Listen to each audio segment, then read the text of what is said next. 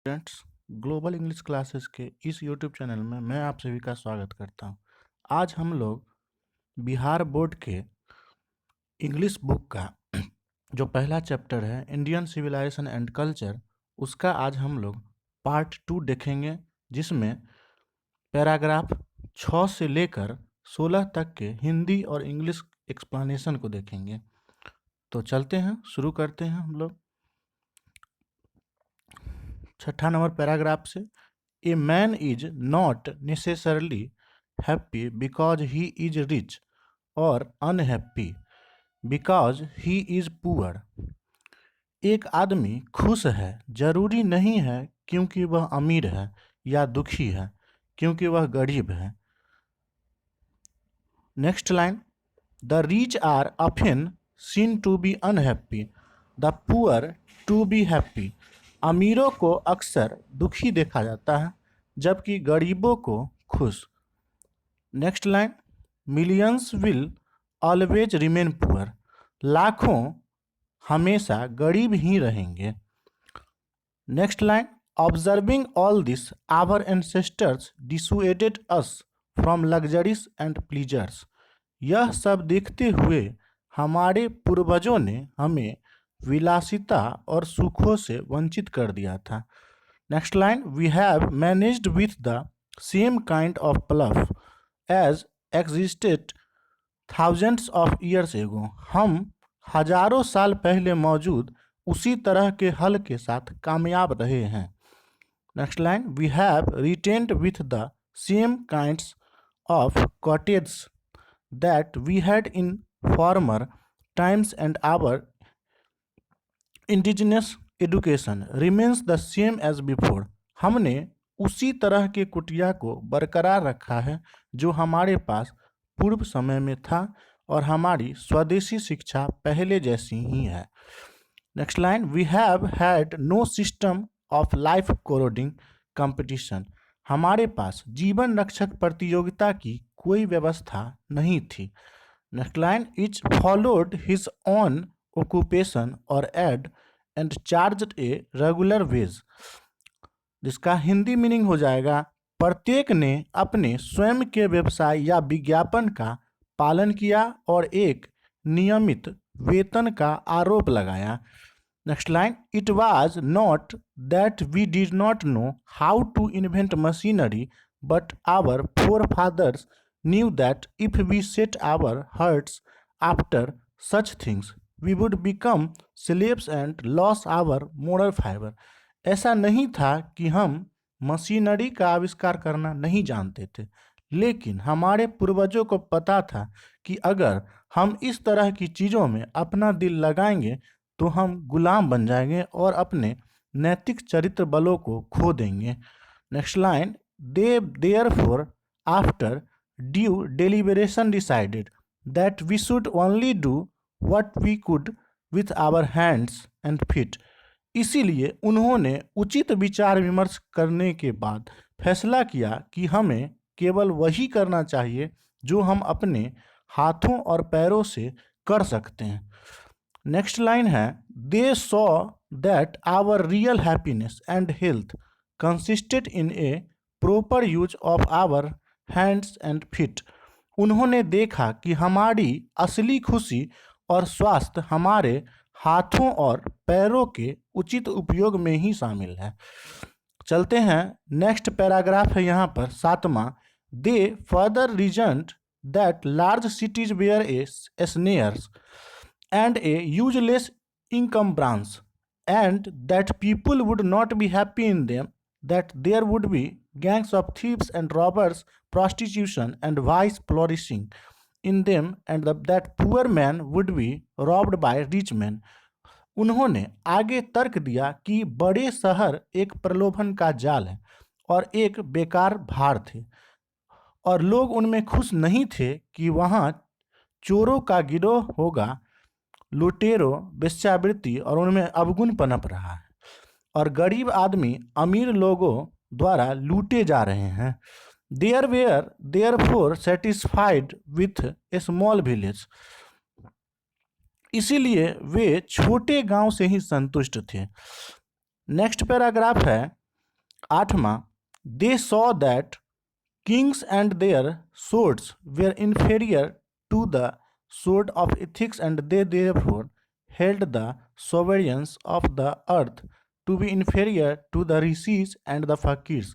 उन्होंने देखा कि राजा और उनकी तलवारें नैतिकता की तलवार से हीन थी और इसीलिए उन्होंने पृथ्वी के सर्वोच्च सत्ता को ऋषियों और फकीरों से नीचा माना। नेक्स्ट लाइन है 8वां पैराग्राफ का, a nation with a constitution like this is fitter to teach others than to learn from others. इस तरह के संविधान के साथ एक राष्ट्र दूसरों से सीखने की तुलना में दूसरों को सिखाने के लिए सही है। नेक्स्ट लाइन है 8वां पैराग्राफ का ही, this nation had courts, lawyers and doctors but they were all within bounds. इस राष्ट्र में अदालतें, वकील और डॉक्टर थे, लेकिन वे सभी सीमा के भीतर थे। Everybody knew that these professions were not particularly superior. हर कोई जानता था कि ये पेशे विशेष रूप से श्रेष्ठ नहीं थे। नेक्स्ट लाइन है, moreover these vakils and vaids did not rob people, they were considered people's dependents not their masters. इसके अलावे इन वकीलों और वैद्यों ने लोगों को नहीं लूटा, उन्हें लोगों का आश्रित माना जाता था और उनकी स्वामी नहीं थी। Next line, justice was tolerably fair, न्याय सहनीय था। नेक्स्ट लाइन है, the ordinary rule was to avoid courts, अदालतों से बचने का सामान्य नियम हुआ करता था उसमें। There were no doubts to lure people into them, उनमें लोगों को नुभाने के लिए कोई टोटका नहीं था। This is evil too was noticeably only in and around capitals. इसका हिंदी अर्थ होगा, यह बुराई भी केवल और उसके आसपास की राजधानियों में ध्यान देने योग्य थी। नेक्स्ट लाइन है 8वां पैराग्राफ का ही, the common people lived independently and followed their cultural occupation. आम लोग स्वतंत्र रूप से रहते थे और अपने कृषि व्यवसाय का पालन करते थे। 8वां पैराग्राफ का ही यह लास्ट लाइन है, they enjoyed true home rule, उन्होंने सच्चे घरेलू नियमों का आनंद लिया।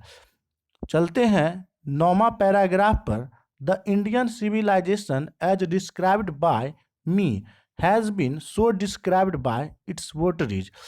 मेरे द्वारा वर्णित, यहाँ पे मेरे द्वारा का मतलब है कि गांधी जी यहाँ पे कह रहे हैं, मेरे द्वारा वर्णित भारतीय सभ्यता का वर्णन उसके मतदाताओं द्वारा किया गया। नेक्स्ट लाइन है, in no part of the world and under no civilisation have all men attained perfection. दुनिया के किसी भी हिस्से में और बिना किसी सभ्यता के सभी पुरुषों ने पूर्णता प्राप्त कर ली है। नेक्स्ट लाइन है 9वां पैराग्राफ का ही, the tendency of Indian civilization is to elevate the moral being, that of the western civilization is to propagate immorality. जिसका हिंदी अर्थ होगा, भारतीय सभ्यता की प्रवृत्ति नैतिकता को बढ़ाने की है, पश्चिमी सभ्यता का अर्थ और नैतिकता का प्रचार करना है। नेक्स्ट लाइन पे चलते हैं, the latter is godless, the former is based on the belief in God. उत्तरार्ध ईश्वर विहीन है, पूर्व भगवान में विश्वास पर आधारित है। अर्थात उत्तरार्ध का अर्थ हुआ कि अभी के लोगों को कह सकते हैं कि वे ईश्वर विहीन हो गए हैं, गॉडलेस हो गए हैं, जबकि पहले के लोग जो हुआ करते थे वह भगवान में विश्वास करते थे। नेक्स्ट लाइन है, so understanding and so believing it behoves every lovers of India to cling to the old Indian civilization even as a child clings to the mother's breast. इतनी समझ और इतने विश्वास के कारण यह भारत के हर प्रेमी को पुरानी भारतीय सभ्यता से चिपके रहने के लिए मजबूर करता है, यहाँ तक कि एक बच्चा माँ के स्तन से भी चिपक जाता है। चलते हैं नेक्स्ट लाइन पर, I am no hater of the West. मैं, गांधी जी कह रहे हैं कि मैं पश्चिम का द्वेषी नहीं हूँ, यानी मैं पश्चिम से हेट नहीं करता। पश्चिम का अर्थ है कि यूरोप के कंट्रियों से उन्हें कोई नफरत नहीं है। नेक्स्ट लाइन है कि I am thankful to the West for many a thing I have learnt from western literature. पश्चिमी साहित्य से मैंने जो कुछ सीखा है उसके लिए मैं आधुनिक सभ्यता का शुक्रगुजार हूँ। नेक्स्ट लाइन है, but I am thankful to modern civilisation for teaching me that if I want India to rise to its fullest height I must tell my countryman frankly that after years and years of experience of modern civilization, I have learned one lesson from it, and that is that we must shun it at all costs. लेकिन मुझे सिखाने के लिए मैं आधुनिक सभ्यता का शुक्रगुजार हूँ कि अगर मैं चाहता हूँ कि भारत अपनी पूरी ऊंचाई पर पहुँचे तो मुझे अपने देशवासियों को स्पष्ट रूप से बताना चाहिए कि वर्षों और आधुनिक सभ्यता के अनुभव के बाद मैंने इससे एक सबक सीखा है, और वह है कि हमें इसे हर कीमत पर दूर करना चाहिए। नेक्स्ट पैराग्राफ है number 11, what is that modern civilisation, अर्थात इसका हिंदी होगा आधुनिक सभ्यता क्या है। नेक्स्ट लाइन है 11वें नंबर पैराग्राफ का ही, it is the worship of the material, it is the worship of the brute in us, it is unadulterated materialism, and modern civilization is nothing if it does not think at every step of the triumph of material civilization। यह सामग्री की पूजा है, यह हम में जानवर की पूजा है, यह बिना भौतिकवाद है, और आधुनिक सभ्यता कुछ भी नहीं है अगर यह भौतिक सभ्यता की विजय के हर कदम पर नहीं सोचता है। चलते हैं नेक्स्ट पैराग्राफ पर जो 12वां पैराग्राफ होगा, it is perhaps unnecessary if not useless to weigh the merits of the two civilisations. यह बेकार है, अगर बेकार नहीं है तो सभ्यताओं के गुणों को तौलना, माफ कीजिएगा यहाँ पे तलना की जगह पर तौलना होगा। नेक्स्ट है, it is likely that the West has evolved a civilization suited to its climate and surroundings, and similarly, we have a civilization suited to our condition, and both are good in their own respective spheres।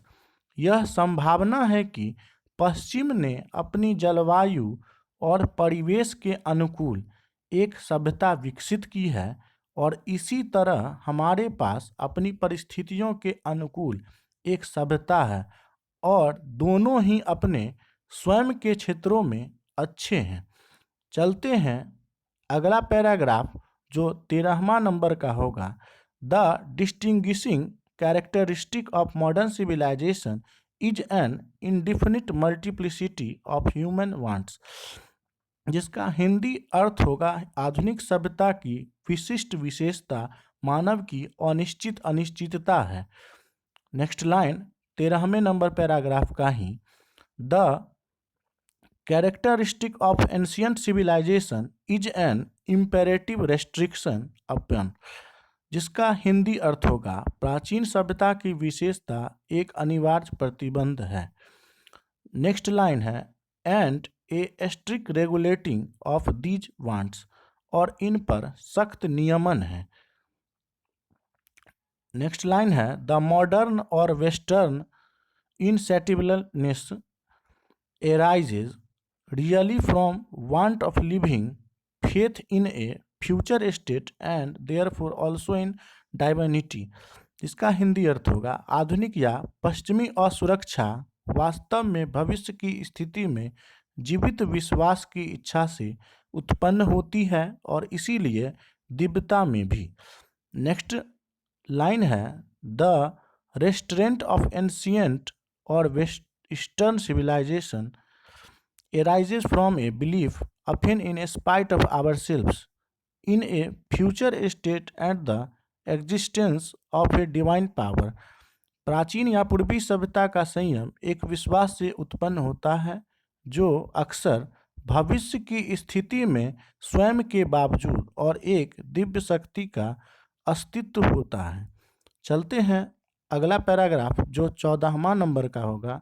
Some of the immediate and brilliant results of modern inventions are too maddening to resist.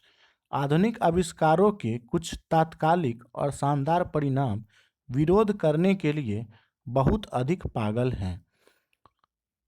Next line है, but I have no manner of doubt that the victory of man lies in that resistance. We are in danger of bartering away the permanent good for a momentary pleasure. लेकिन मुझे इस बात में कोई संदेह नहीं है कि उस प्रतिरोध में मनुष्य की जीत से हमें एक क्षणिक आनंद के लिए अस्थायी भलाई को रूप देने के खतरे में है। चलते हैं अगला पैराग्राफ जो 15 नंबर का होगा। Just as in the West they have made wonderful discoveries in things material, similarly Hinduism has made still more marvellous discoveries in things of religion of the spirit of the soil. जैसा कि पश्चिम में उन्होंने चीज़ों की सामग्री में अद्भुत खोज की है, इसी तरह हिंदू धर्म ने आत्मा की भावना से और भी अधिक अद्भुत खोजें की है। चलते हैं लास्ट पैराग्राफ आज का जो 16वां नंबर का होगा। But we have no eyes for these great and fine discoveries. लेकिन हमारे पास इस महान और बेहतरीन खोजों के लिए आँख नहीं है। नेक्स्ट लाइन है, we are dazzled by the material progress that western science has made. जिसका हिंदी अर्थ हो जाएगा, पश्चिमी विज्ञान ने जो भौतिक प्रगति की है उससे हम चकित हैं। नेक्स्ट लाइन है, I am not enamoured of that progress. मैं उस प्रगति से आसक्त नहीं हूँ। नेक्स्ट लाइन है, in fact it almost seems as though God in his wisdom has prevented India from progressing along those lines so that it might fulfill its special mission of resisting the onrush of materialism। वास्तव में ऐसा लगता है जैसे भगवान ने उनकी बुद्धि से भारत को बचाया है, उन पंक्तियों के साथ प्रगति कर रहे हैं ताकि भौतिकवाद के प्रकोप का सामना करने के लिए अपने विशेष को पूरा कर सके। Thanks for watching this video.